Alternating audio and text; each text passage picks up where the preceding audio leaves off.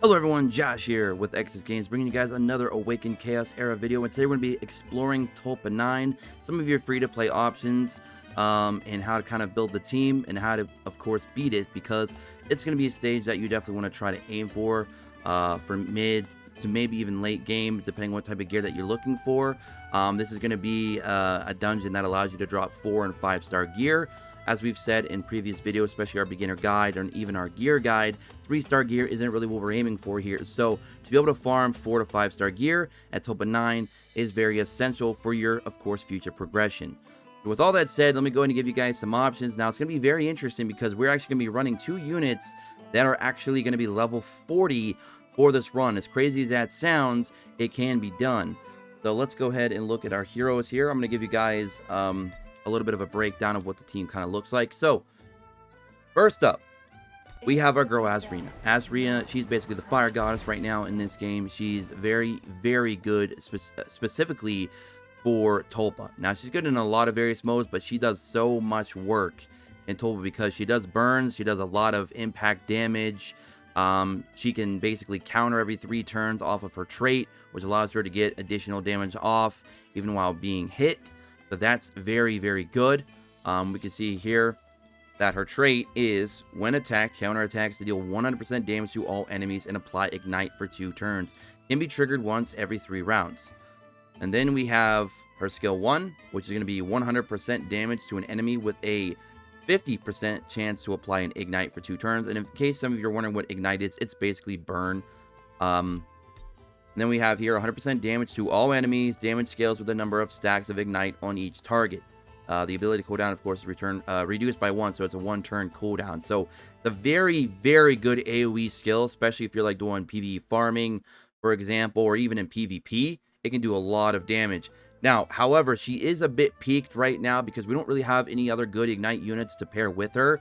So as good as she is right now, she's actually going to get better as the game goes on, because if they ever add any additional Ignite units that are actually worthwhile, her skill 2 is going to be absolutely fantastic. Because right now she's basically only scaling off of her own Ignites, but it can get better later on. And then of course her ultimate deals 200% damage to an enemy with a 50% chance to apply 1 to 4 stacks of Ignite on each target. If the enemy is affected by Ignite, then Ignite is duplicated onto another random enemy, which of course isn't going to be very helpful for a boss like Tulpa, but it is good in, again, like PvP and story stages, tower, trials, stuff like that, where there's multiple enemies and multiple waves. And that, of course, is a 3-turn cooldown. So her cooldowns on her skills are very, very, very low. So she's going to be mass spamming a lot of her skills, which is very, very good. You can see we have her on high crit right now, high attack. She is an S-grade attack, so she is going to be a pure, true-to-form DPS. She is a bit on the squishy side with defense and HP, but since she has type advantage, it's not as big of a deal. I got way too much speed on her. I'm actually looking to replace her boots with probably boots with like straight-up attack percentage on the main stat instead of speed, because she just does not need to go that fast, which means I'd be producing even more damage. But I'm really liking where she's at so far. We can see here, this is her gear. She's at 2177 attack. Obviously, she's only 5-star. I need to still get her to 6-star. And like I said, I want to put attack percentage main stat on her boots, and maybe even flip around her gear a little bit to try and push out some more attack, because it is a bit on the lower end for my personal liking. She does have pretty high pretty high focus, because we want to try to apply those ignites as much as possible. Any kind of debuffer, getting a little bit of focus on that unit is very, very good. If the unit is entirely built around debuffs, you want to get a lot of focus. So just a little tip for you guys out there. So that's our DPS. Our other units here, this is another option. You won't see Marion in today's video, but she's another viable option. She's the only unit right now, I believe, that gives your team gives your team lifesteal, because they actually took away the lifesteal set. I'm not sure why, but they took it away, as well as resistance set too. So hopefully they bring those sets back, because those are going to be very vital going forward and very useful for a lot of units, and even make some units shine. So her trait is lifesteal. All team members is increased by 25%. So you're going to be doing quite a bit of lifestealing. She's not going to be doing much lifesteal herself, because you're going to be building her more like a tank than you will as a DPS. So she's not going to be giving herself much lifesteal, but she'll give your whole team lifesteal. What's very interesting is if she dies, I don't know if this is a bug or it's intended. Hopefully it's intended, because it's really, really nice and very helpful. if she dies, she still gives your team lifesteal, which is fantastic, right? And then her skill 1, she does a defense down on her skill 1, which is very helpful for doing additional damage. Protects an ally for 1 turn, during which any damage or healing received by the protected ally is delayed until the end of their turn. Damage taken is reduced by 50% of the total, while healing and lifesteal effects are boosted by 150%. That is a 3-turn cooldown, but I didn't even level it up because it's not going to be a skill that I use. When I run Marion, I run her obviously on an auto team, and I just make it to where only her skill 1 is being used. So she's not using her skill 2 and skill 3 because I just don't feel like they're as useful opposed to just her spamming defense down. On a 3-turn cooldown, you can see here that her special is deal 150% damage to an enemy and heals the team member with the lowest health for 100% of damage dealt, of course if you skill that up. So she's another fantastic unit that you can run in here. I've done quite a bit of runs with her until I discovered the GOAT, which we're going to talk about last. And then we have this epic right here, Bruzak. This dude's a monster. So if you don't have Bruzak, you can just run Marion.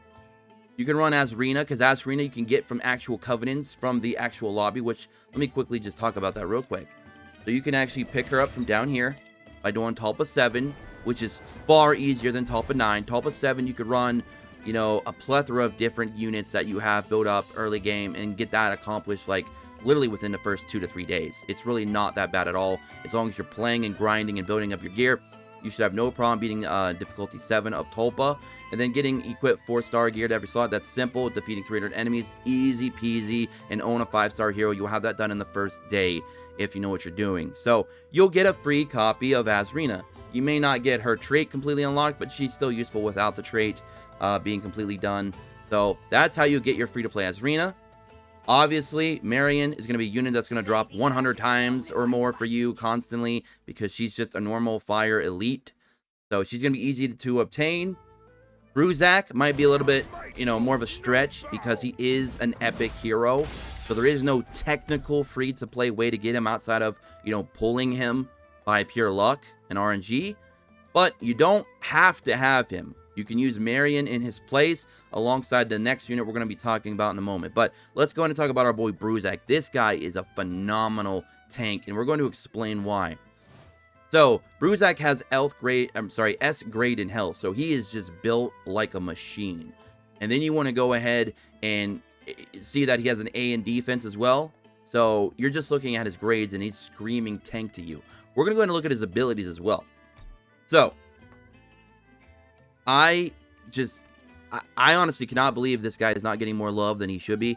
This guy is just, he's blown me away in the tank department. His trait, when an ally whose health is below 50% takes single target damage, their damage is reduced to 0, and this character receives 50% of the original damage. Can be triggered up to 2 times per round. If you don't have him fully awakened, it's 1 time per round, which is still really, really good. So this is another unit that you don't have to rely on having the trait maxed out by having 2 dupes of him. You can run him with no dupes, and he's still going to provide you, you know, very similar results, especially for what we're doing with him in Tulpa. This guy's also very good in a plethora of other game modes because of this trait and some of the other things that he adds to you, which we're going to go over here in his skill set. So, his skill 1, he does 100% damage to an enemy, which obviously we're not here to do damage. He's here to tank. But he does have a 50% chance to apply defense down. So that's another unit we can apply defense down to.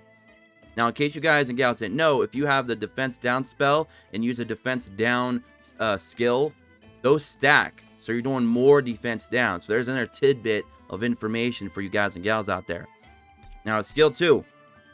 This isn't going to really work at all on a boss, but this is very helpful in other areas of the game where he can taunt on all enemies for 1 turn, which is fantastic. Especially for the way that I'm going to explain that you guys and gals should be building him. And then his skill 3, which is fan-freaking-tastic in Tulpa 9 especially.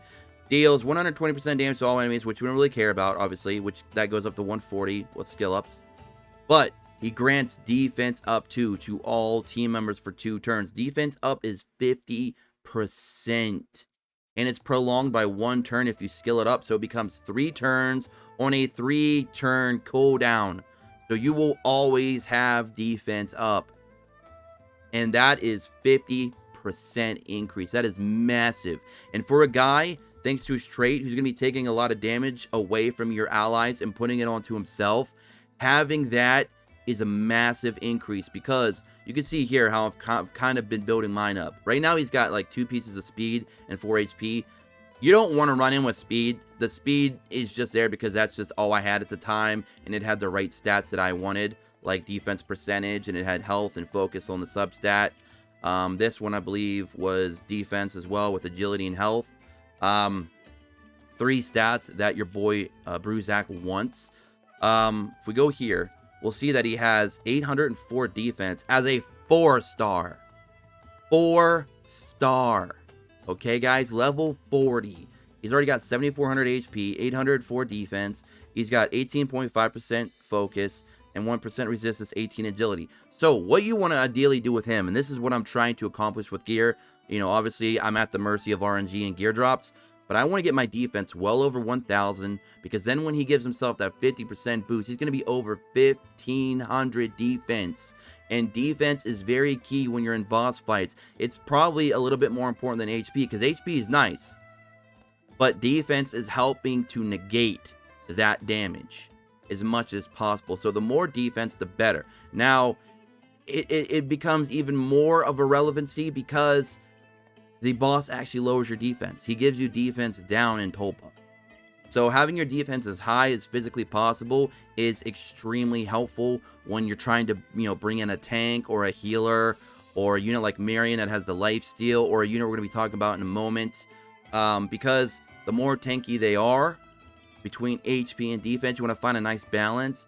The less likely they're going to be dying from a multitude of from damage, and that allows you to protect your main DPSs, which is in my case Asrina. So that's kind of the whole shtick we got going on here. Speed is not really important. Focus, resistance, agility, defense, and HP. Those are the 5 stats that I like to see from my tanks. Now, if it's a particular skill that you want to go first before anybody else, then yeah, you're going to have to pump them full of speed. But we don't need that in this case. But yeah, so focus is allowing his skill 1 to hopefully do more defense downs. Resistance is to help, dodge effects like debuffs, for example. Agility helps him get more deflects off, which reduces damage by 50%. And since he already has type advantage over Tulpa, that helps as well. So I want to get a lot of agility, a lot of defense, a lot of HP. And if I have any stats left over, I try to aim for focus and resistance. That's what I'm doing from our boy Bruzak, and for pretty much any tank or healer or support unit that I'm going to be running, even poison units inside of Tulpa.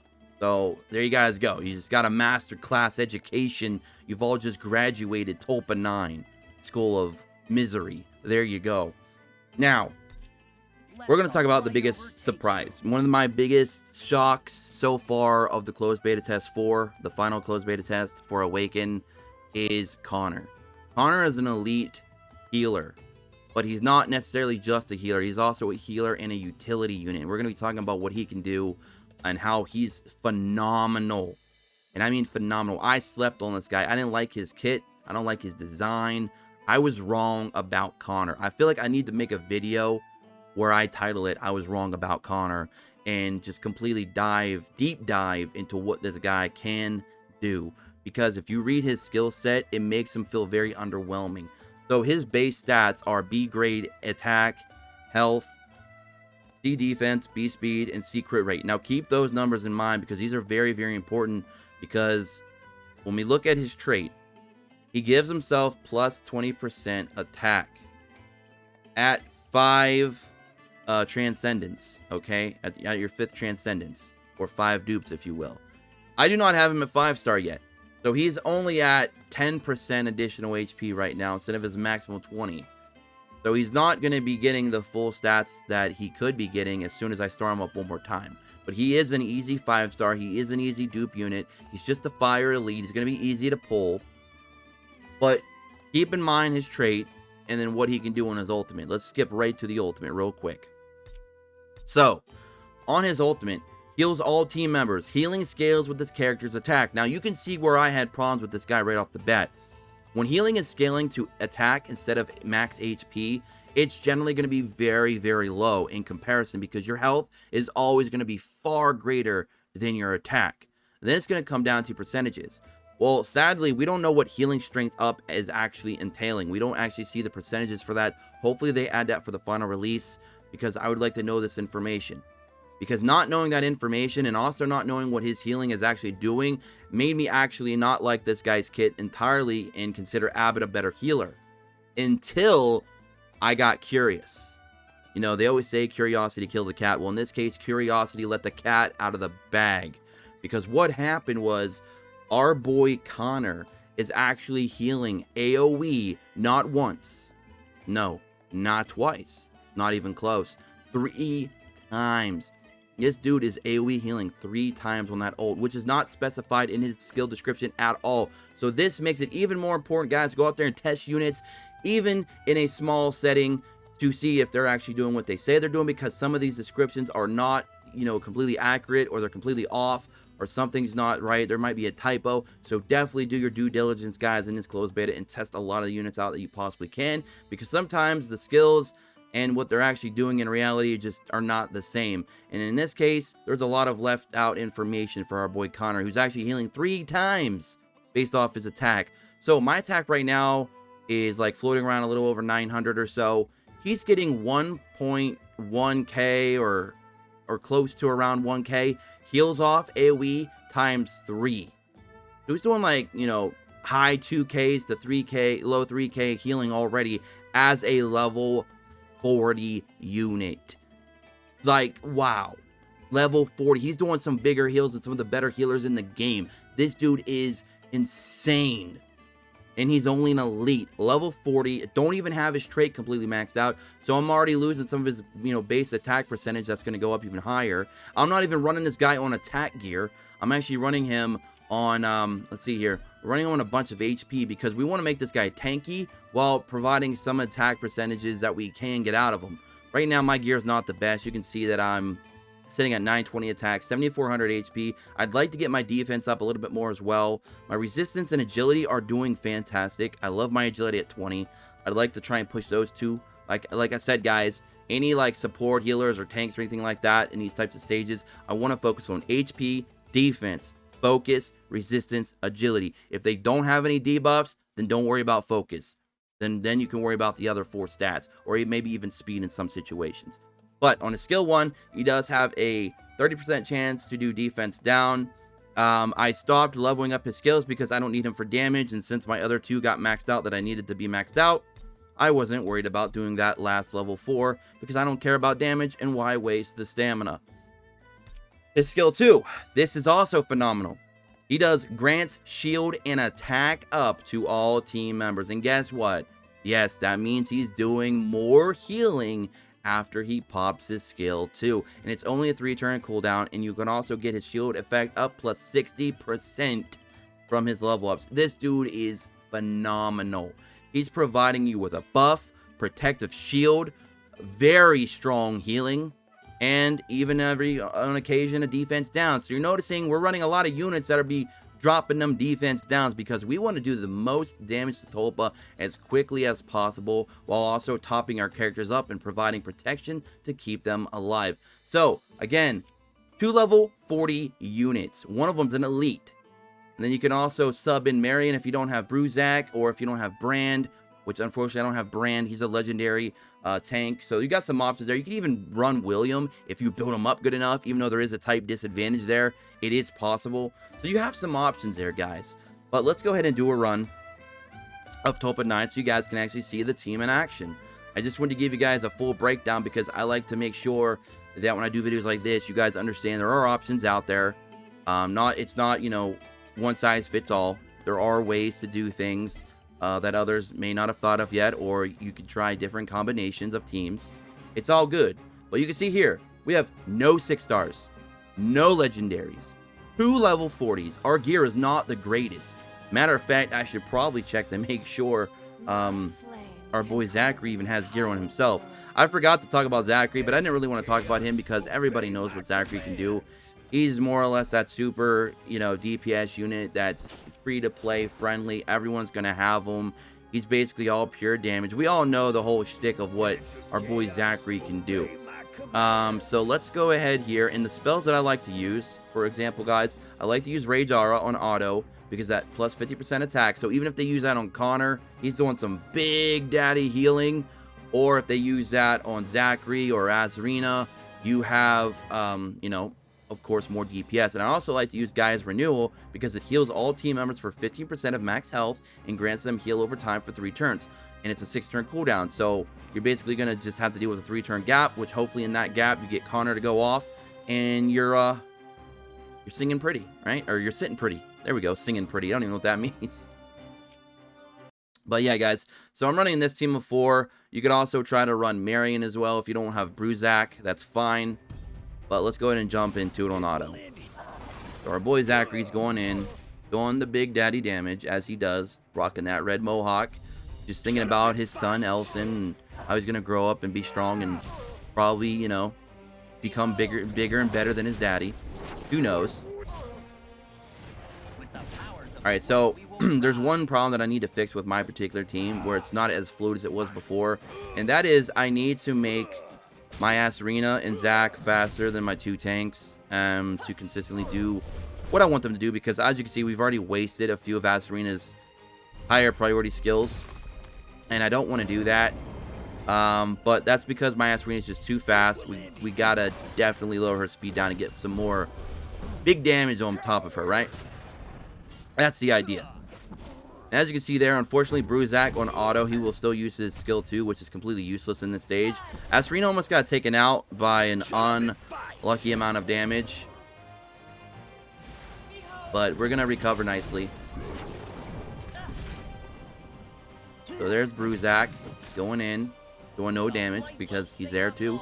And you see there, we got 1k heals 3 times. Connor is a monster. An absolute monster.